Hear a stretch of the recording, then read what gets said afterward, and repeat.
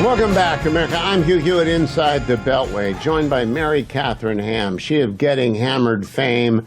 She is also a grits girl. I learned by listening to Getting Hammered this week that you are a grits connoisseur.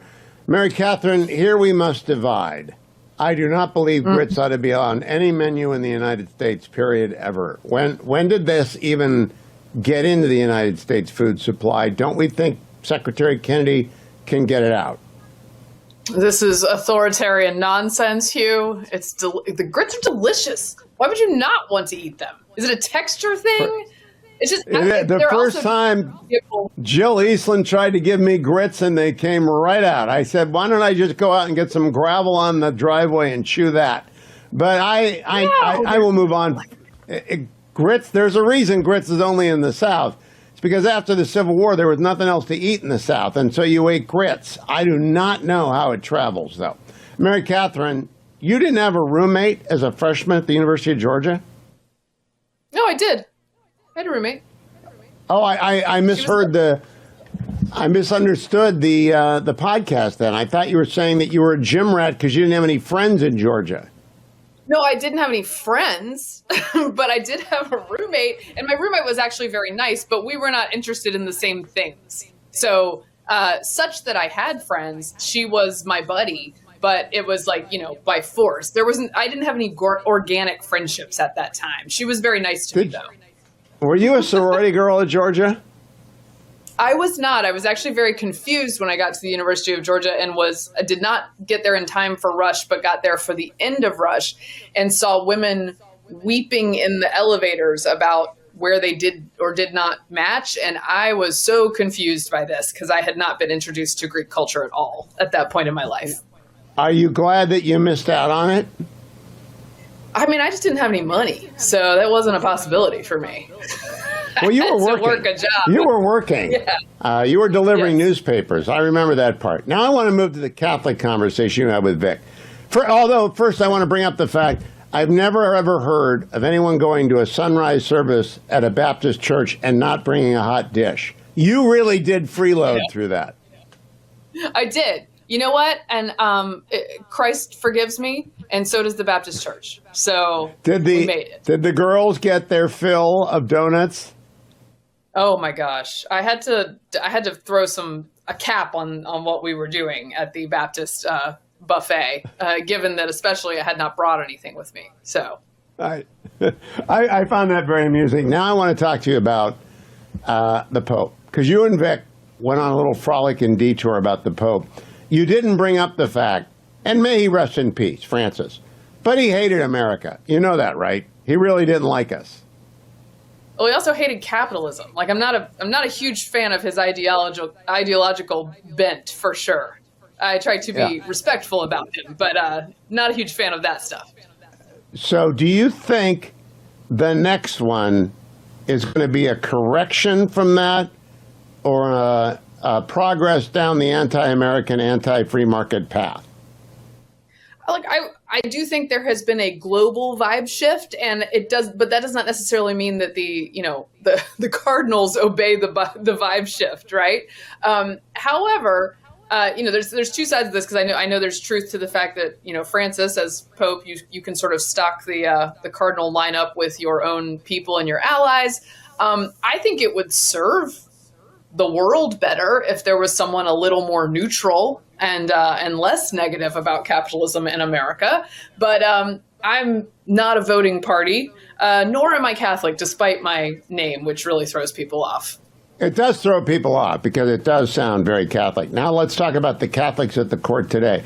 You and Vic talked about last week's blockbuster Supreme Court case about whether Montgomery County is indeed as crazy as it sounds, and your conclusion was, yes, it is as crazy as it sounds. Yes. Today, they've been arguing about whether or not Oklahoma can do a public charter school run by the Catholics. And apparently, the Attorney General of Oklahoma was worried about the Muslims and the Jews running their own schools. Mary Katharine, do you worry about private charter schools or public charter schools that are run by religious organizations? I don't. I don't, because I've had very good experiences with religious schools, and many parents in this country, even non-religious ones, choose to send their children to religious schools because in general, what you get from a religious school is what was normal in a public school in the 1980s and 90s. And that's what people actually want. I actually signed my kids up for more than I ever thought I would, specifically, explicitly religious activities, because those default to normal versus secular activities, which end up becoming swallowed up by the left. So for that reason, I think many non-religious folks would be happy to welcome religious schools into the fold. And by the way, those religious schools, the only thing I'd worry about is that the public part of it would make the religious schools less successful because they'd be bogged down by the public requirements. Yeah, the only thing I worry about is that they'd be run by Jesuits and therefore they wouldn't be Catholic. And they were being advertised as Catholic, and they wouldn't be Catholic if they were run by Jesuits, sort of like Vic's Georgetown experience. Now I've got to turn to the pressing matter of cafeteria ladies. You had a very nice cafeteria lady. Vic apparently had a prison guard. I'm just curious if cafeteria ladies have changed over the decades. We didn't have them in my Catholic school because we didn't have a cafeteria. You brought a brown bag. But do you think they've changed, the people who work in cafeterias now? I haven't visited in a while, but my kids, actually during COVID, a lot of small schools lost their cafeterias because a lot of the smaller vendors who survived by getting big contracts from large school districts didn't have those contracts anymore because they closed the schools for 18 months. So a lot of those little niche industries didn't get put back in. So my kids don't have a cafeteria anymore. They used to. And the lady who ran it was very, very sweet. And she retired. But there will never be anyone as sweet as Miss Regina, who helped me when I was 5 years old to find my kindergarten class. I personally think, I hope Miss Regina has many years left on this planet. She might be still with us. Do you know? I do not know, but I hope she is. And if not, she is with the angels for sure, because she was an angel here. Now, the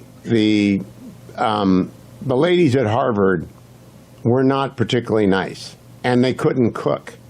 I believe it has changed dramatically at colleges now that you've actually got to produce edible fare. Is that your understanding? Oh, I had fantastic food at the University of Georgia. Now, there were grits on the menu, but you could have other things. And I would argue that a cafeteria run by Southern ladies is probably a pretty good bet for fantastic food. And that is what we had at the University of Georgia and most of my elementary schools.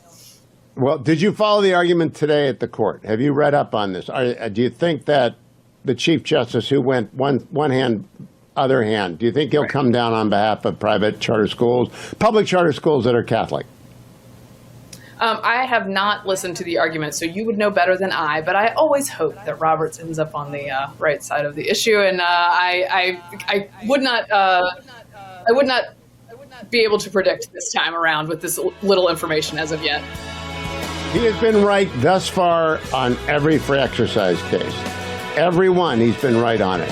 Mary Katharine, always a pleasure. Go listen to Getting Hammered for the complete rundown on Miss Regina, Southern girls, working out as a gym rat as a freshman, and some serious stuff about Pope Francis at Getting Hammered, available on iTunes, Spotify, wherever you find podcasts. For full shows, live and on demand, it's Salem News Channel.